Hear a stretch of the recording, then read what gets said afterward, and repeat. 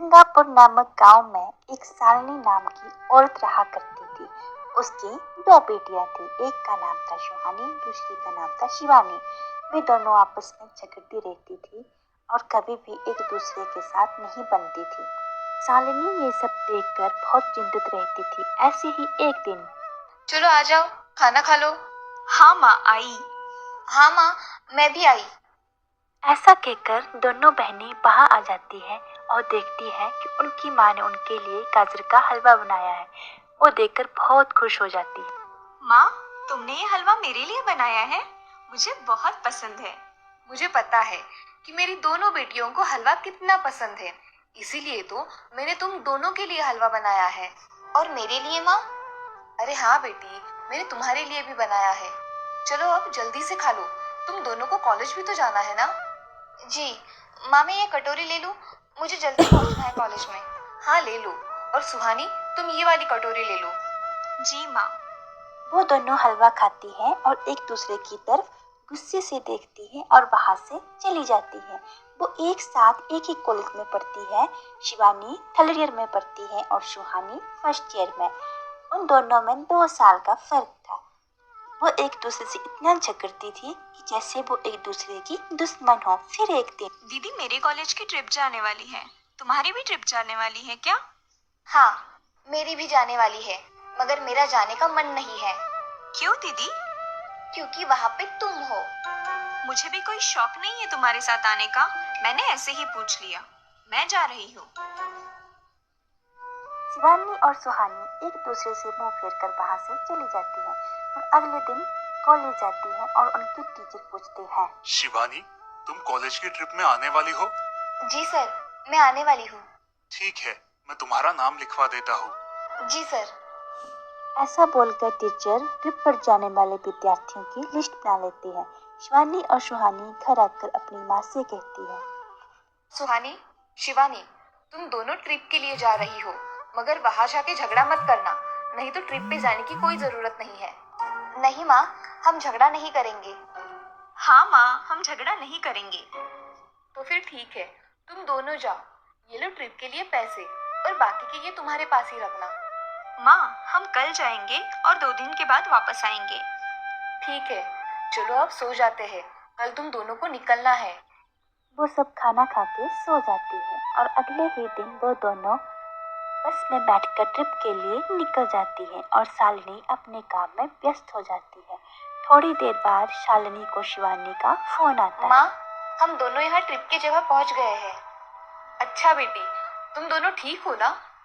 हाँ माँ, मैं रखती हूँ, हमें यहाँ अलग अलग स्पॉट देखने जाना है। ठीक है, और जब वक्त मिले तो फोन कर देना। हाँ माँ, अपना और सुहानी का ख्याल रखना। हाँ माँ। फोन काटने के बाद सारे बच्चे एक जगह देखने के लिए निकल जाते हैं और उधर सुहानी भी अपने क्लासमेट के साथ घूमती है। सारे बच्चे घूमकर एक जगह इकट्ठे होते हैं और उतनी में अन्नी सुहानी को ढूंढती है जो उसे कहीं नहीं दिखती। अरे, ये सुहानी कहाँ रह गई? इसका तो कुछ भी पता नहीं, कहाँ ढूंढूं इसे? तभी शिवानी को सुहानी दिखती है और उसकी जान में जान आती है।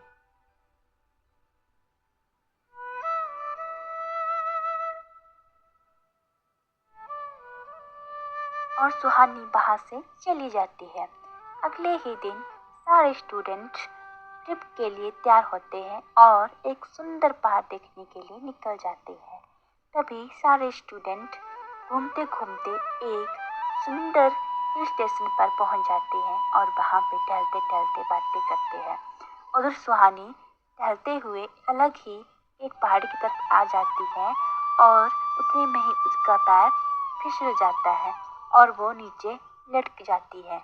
उधर सारे स्टूडेंट शाम होते ही घर के जाने की तैयारी में होते हैं और सुहानी एक पेड़ पे लटकी होती है। सुहानी सारे स्टूडेंट में अपनी नहीं दिखती, उतने में वो भी उस पहाड़ी की तरफ आ जाती है और सुहानी को सुहानी? आवाज लगाती है। सुहानी कहाँ हो तुम? दीदी, मैं यहाँ हूँ, बचाओ मुझे, मैं यहाँ। शिवानी आवाज सुनकर आगे बढ़ती है और जैसे ही देखती है तो सुहानी वहां पर पेड़ पे लटकी होती है। देखकर वो घबरा जाती है और उसे पूरा जोर लगाकर ऊपर उठाती है। तुम यहाँ क्यों आई थी? अगर तुम्हें कुछ हो जाता तो मैं क्या करती? माँ को क्या जवाब देती? दीदी, मेरा पैर फिसल कर मैं वहां गिर गई। मैंने बहुत आवाज दी मगर मेरी आवाज किसी ने नहीं सुनी। तुम ढूंढती हुई आई और मुझे बचा लिया। तुम दुनिया की बेस्ट दीदी हो। हाँ सुहानी, चलो अब घर जाने के लिए देर हो जाएगी, बस निकल जाएगी। सुहानी को ऊपर उठाते समय शिवानी के हाथ में चोट लग जाती है और सुहानी उसे अपना दुपट्टा उसके हाथ में बांध देती है और वो बस की तरफ आ जाती है। क्या हुआ है शिवानी? हाथ से खून बह रहा है तुम्हारे। कुछ नहीं सर, मैं वहाँ पे गिर गई थी, अब मैं ठीक हूँ। उसके बाद टीचर और स्टूडेंट घर को निकल जाते हैं और घर आकर शिवानी अपनी माँ को सारी हकीकत बताती है और उनकी माँ दोनों को देखकर रोने लगती है। तुम दोनों एक दूसरे के साथ होते हो इसीलिए मुझे कोई टेंशन नहीं रहता, मगर मेरी बच्चियों, खुद का भी ख्याल रखा करो। उस दिन के बाद दोनों बहनें खुशी खुशी रहती हैं और सारी नोक-झोंक को खत्म कर देती है। इस कहानी से हमें ये सीखने को मिलता है कि हमें लड़ाई झगड़ा ना करके हमेशा साथ मिलकर रहना चाहिए।